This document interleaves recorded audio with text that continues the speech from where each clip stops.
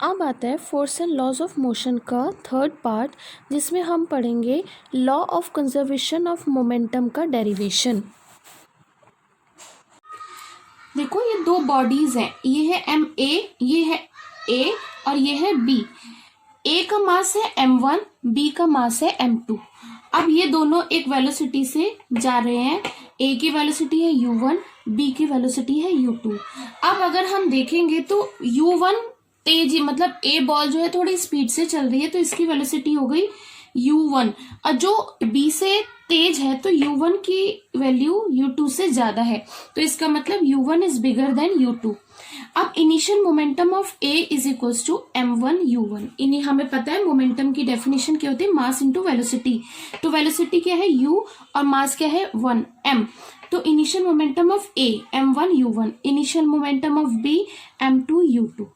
अब इन दोनों का टोटल मोमेंटम क्या हो गया, ए और बी को ऐड कर देंगे तो total momentum of A and B is equals to m1 u1 plus m2 u2। अब ये दोनों बॉल्स आपस में टकरा गई, क्योंकि एक बॉल तेज चल रही थी, एक बॉल धीरे चल रही थी, तो कहीं ना कहीं जाके ये दोनों टकरा जाएंगी। और टकराने के बाद अब ये बॉल्स वापस से अपनी अलग अलग स्पीड से चलने लगी। इसका वापस से m1 है, इसका m2 है, लेकिन अब इनकी वेलोसिटी, इसकी हो गई v1, इसकी हो गई v2। ये बॉडी a थी, ये b थी। अब इनका final momentum of a, final momentum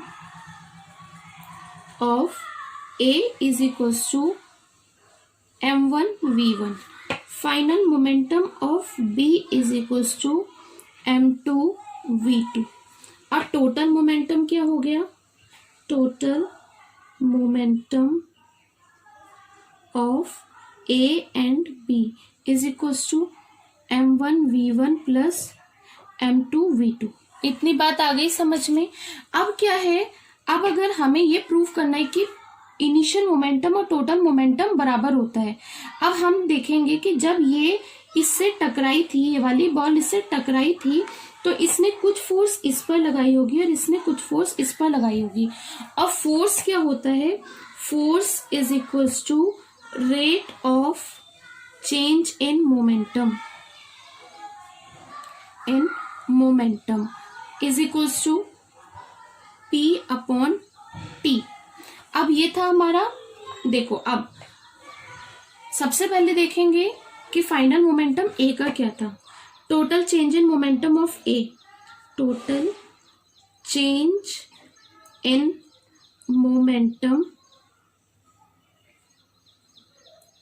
of A का क्या था, पहले बाद में मोमेंटम इसका m1 v1 हो गया था और पहले क्या था m1 u1। तो क्या लिखेंगे, रेट है, total rate of change in momentum of A is equals to m1 v1 minus m1 u1 upon t। अब इसको यहां से हम m कॉमन ले लेंगे, m1, या ऐसे ही रहने देते हैं। अब total rate of change in momentum of b is equals to m2 v2 minus m2 u2 upon t।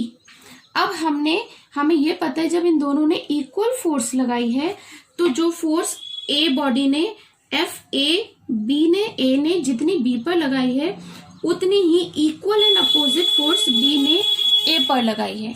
इसका मतलब F A B is equals to minus F B A. Minus क्यों है, क्योंकि अपोजिट फोर्स है। तो F A क्या था,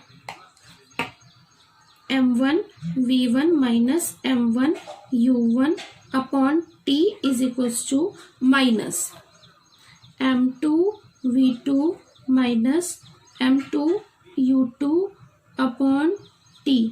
ठीक है, अब उसके बाद क्या करेंगे हम, m1 v1 minus m1 u1 upon t is equals to minus m2 v2 minus m2 u2 upon t। यही था। तो हम अगर देखें तो t से t कैंसिल हो जाएगा, तो आया ये m1 v1 minus m1 u1 is equals to, ये यहाँ पर माइनस साइन है तो ये अंदर के साइन चेंज हो जाएंगे, minus m2 v2 plus m2 u2। अब जो u वाले ये यहाँ पे माइनस का था तो इसको हम इधर पहुंचा देंगे, और ये माइनस का है तो इसको इधर m1v1 प्लस, क्योंकि यहाँ पे माइनस का तो इधर आके प्लस हो जाएगा, m2v2 इज इक्वल्स टू, अब ये जो u इधर माइनस का इधर जाके प्लस हो जाएगा, m1u1 प्लस m2u2। यही हमें प्रूफ करना था कि कोलिजन से पहले का मोमेंटम कोलिजन के बाद के मोमेंटम के बराबर है, and hence it is proved. Thank you.